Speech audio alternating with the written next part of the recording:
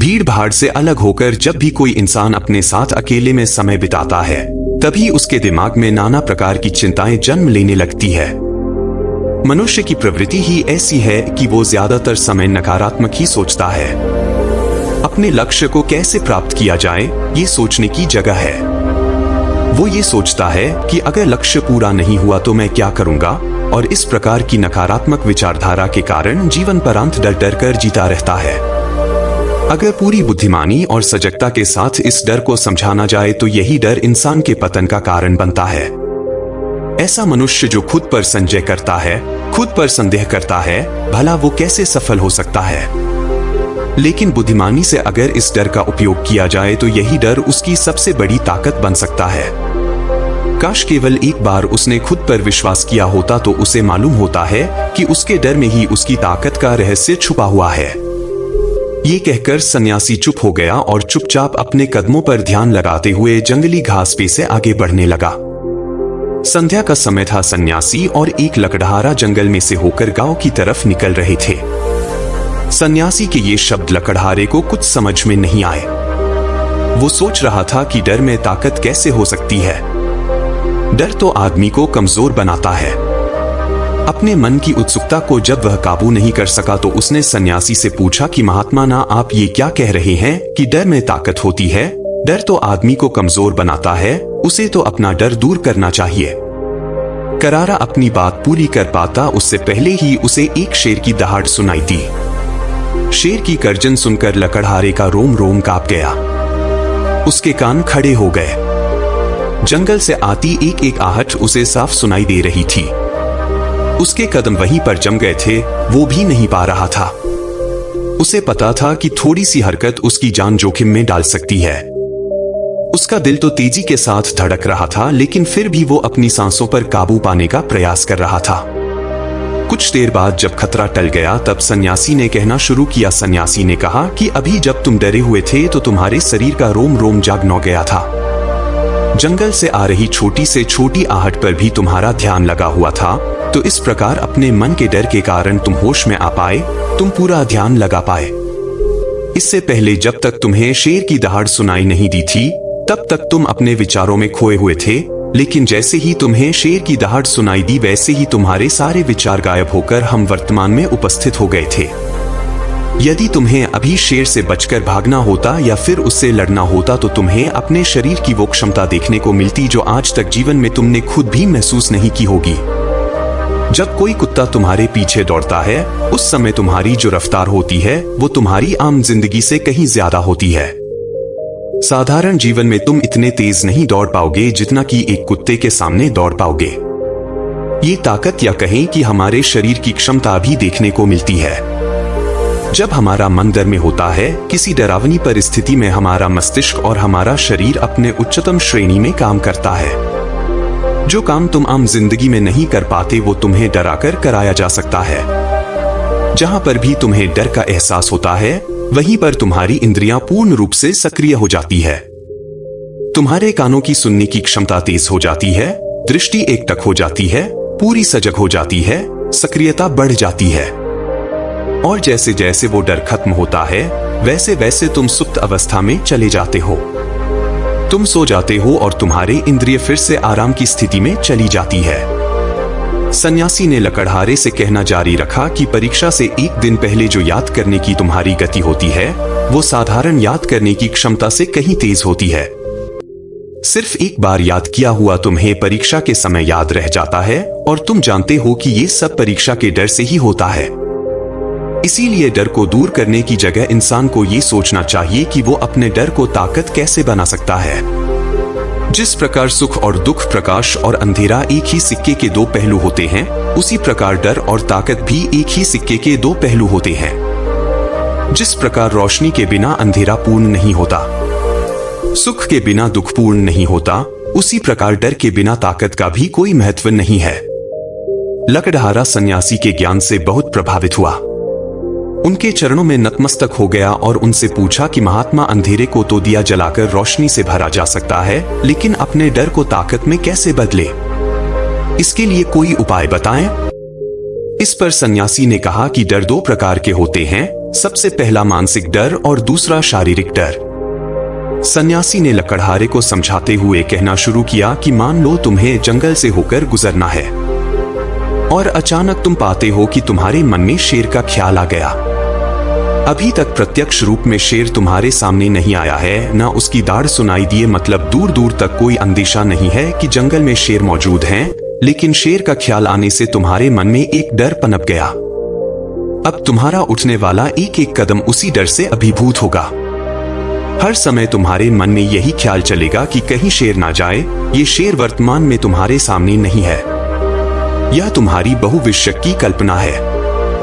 इसी प्रकार जो मनुष्य अतीत और भविष्य की चिंताओं में डूबा रहता है, वो मानसिक डर का शिकार होता चला जाता है। इसी विडंबना के कारण वो अपने जीवन में जीतने भी निर्णय लेता है। वो सारे मानसिक डर से ग्रसित होते हैं।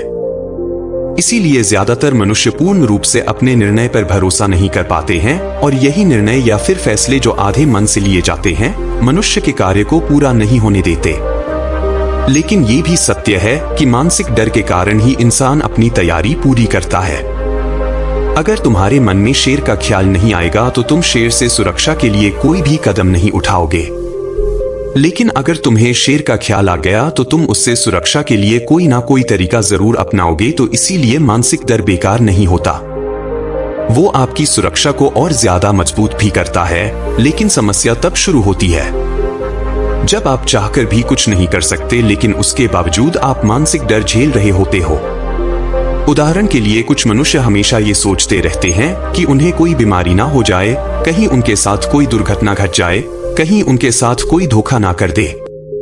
लेकिन इन सब घटनाओं पर उनका कोई जोर नहीं होता है, ये उनके हाथ में नहीं होता है। अगर दुर्घटना होनी होगी तो होगी ही, अगर बीमारी होनी होगी तो होगी ही। अच्छा खानपान और अच्छी दिनचर्या का पालन करने के बाद भी अगर कोई मनुष्य बीमार हो जाता है तो ये उसके नियंत्रण के परे की बात है। अपनी तरफ से उसने पूरी कोशिश की और यही उसका कर्तव्य था। उसमें कोई कुछ क्या कर सकता है? जो घटनाएं इंसान की पहुंच के परे होती है, वो उनसे भी परेशान होता रहता है, उनसे भी उसका मन घबराता रहता है, और यही मानसिक डर उसके पतन का कारण बनता है। और यही मानसिक डर अगर सही तरीके से इस्तेमाल किया जाए तो मनुष्य समझदार और अनुभवी कहलाएगा। जो इंसान ये सोचता है कि कांटे सिर्फ दर्द देने के लिए ही बने हैं, वो ये भूल जाता है कि कांटे ही फूलों की रक्षा करते हैं। इसी प्रकार एक ज्ञानी मनुष्य किसी भी चीज का उपयोग अपने सकारात्मक तरीके से कर सकता है, लेकिन एक अज्ञानी मनुष्य है अपनी अज्ञानतावश उन चीजों को भी छोड़ देता है जो उसके लिए उपयोगी होती है। विवेकशील मनुष्य फेंके गए पत्थरों का भी महल खड़ा कर लेता है, लेकिन एक वैज्ञानिक मनुष्य उन पत्थरों को दूसरों पर फेंकता रहता है। अगर किसी मनुष्य को अपने मानसिक डर को ताकत में बदलना है तो उसके कुछ नियम हैं, कुछ उपाय है। सबसे पहला उपाय अपने विचारों का निरीक्षण। अगर हम अपने जीवन में अपने विचारों का निरीक्षण करेंगे तो हम पाएंगे कि ज्यादातर विचार हमारे काल्पनिक होते हैं, और इसीलिए जो डर उन विचारों के कारण पनपता है वो भी काल्पनिक होता है। ज्यादा सोचने वाले लोगों को जब सोचने के लिए कुछ नहीं मिलता तो वो निरर्थक बातों के बारे में सोचने लगते हैं, और वो बेकार के विचार उसे तो परेशान करते ही हैं, साथ के साथ उसके परिजनों को, उसके सगे संबंधियों को भी परेशान करते हैं। इसीलिए ज्यादा सोचने वाले लोगों को यह समझना चाहिए कि मन में उठ रहे तमाम विचारों में से काम के विचार कौन से हैं और बेकार के विचार कौन से हैं। जो निरर्थक विचार हो उन्हें दूर करते जाओ, और जो सार्थक विचार हो उनको गहराई से सोचना शुरू करो। तभी तुम्हारी समस्याओं के, तुम्हारी उलझनों के उपाय निकलेंगे। मानसिक डर को दूर करने का दूसरा उपाय है उसका सामना करना। इसका मतलब यह नहीं है कि तुम शेर के सामने जाकर खड़े हो जाओ, बल्कि इसका मतलब यह है कि पूर्ण सुरक्षा के साथ तुम जंगल में जा रहे हो। यदि जंगल में जाना बहुत आवश्यक है तो तुम शेर के डर से अपने घर पर नहीं बैठ सकते हो। इसी प्रकार मनुष्य के जीवन में बहुत सारे डर होते हैं, जैसे कि परीक्षा का डर, लक्ष्य ना पाने का डर, झूठ बोलने का डर, सच के पता लग जाने का डर, अपनों को खो देने का डर, दुर्घटना हो जाने का डर। लेकिन जैसे जैसे समय के साथ इन डरों का सामना किया जाता है, वैसे वैसे ये डर जीवन से दूर होते चले जाते हैं। अगर तुम इनसे बचने का प्रयास करते हो तो ये जीवन भर तुम्हें सताते रहेंगे। ये तभी दूर हो सकते हैं जब तुम इनका सामना करो। कुछ लोगों को तो दूसरों के सामने खुलकर बात करने में भी डर लगता है। ऐसे लोगों को अनजान लोगों से बात करनी चाहिए। जितना ही वो लोगों से बात करेंगे उतना ही उनके मन का डर दूर होता जाएगा। मानसिक डर को ताकत में बदलने का तीसरा उपाय है अपने डर को स्वीकार करना। बहुत से लोग अपने जीवन में अपने डर को स्वीकार ही नहीं कर पाते। अगर आप उनसे पूछेंगे कि उन्हें किस चीज से डर लगता है तो वह साफ इनकार कर देंगे कि उन्हें किसी चीज से कोई डर नहीं लगता। लेकिन दूसरों की नजरों में ऊंचा उठने के लिए ये झूठ उन्हें बहुत महंगा पड़ता है। अगर वो अपने डर को स्वीकार करना नहीं सीखेंगे तो वो जीवन पर्यंत उस डर से मुक्त नहीं हो पाएंगे। इसीलिए समझदारी इसी में है कि अपने डर को स्वीकार कर लिया जाए। अगर आपको किसी चीज से डर लगता है तो किसी से शर्माने की या झिझकने की जरूरत नहीं है। हर मनुष्य को, हर इंसान को किसी ना किसी चीज से डर लगता ही है और आप पाएंगे कि जैसे ही आप अपने डर को स्वीकार करते हैं वैसे ही आपका डर खत्म होना शुरू हो जाता है और जितना ही आप अपने डर को छुपाने की कोशिश करेंगे आपका डर उतना ही मजबूत होता चला जाता है।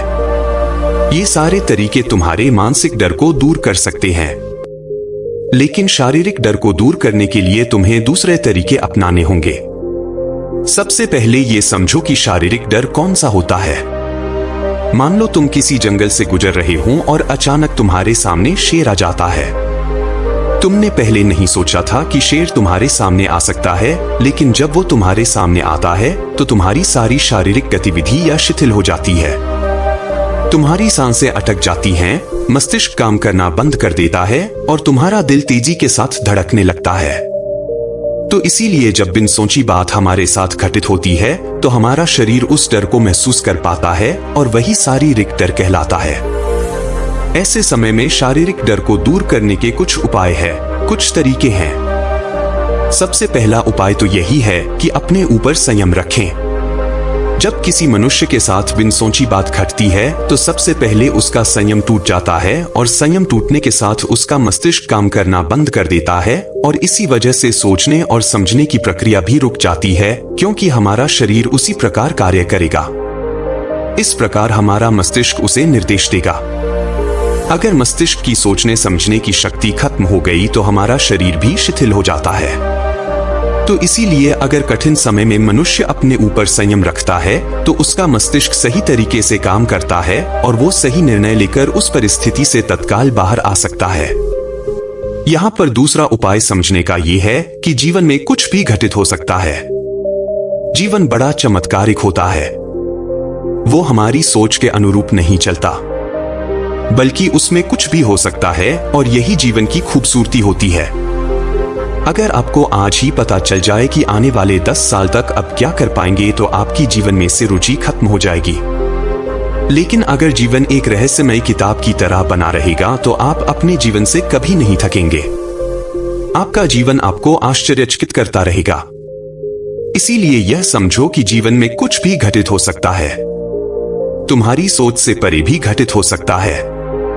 इसीलिए कुछ अनुमान मत लगा लेना किसी सोच को लेकर। सन्यासी ने अपनी बात खत्म करते हुए कहा कि इन तरीकों से तुम अपने मानसिक और शारीरिक डर को दूर कर सकते हो और आनंद से भरा हुआ जीवन जी सकते हो।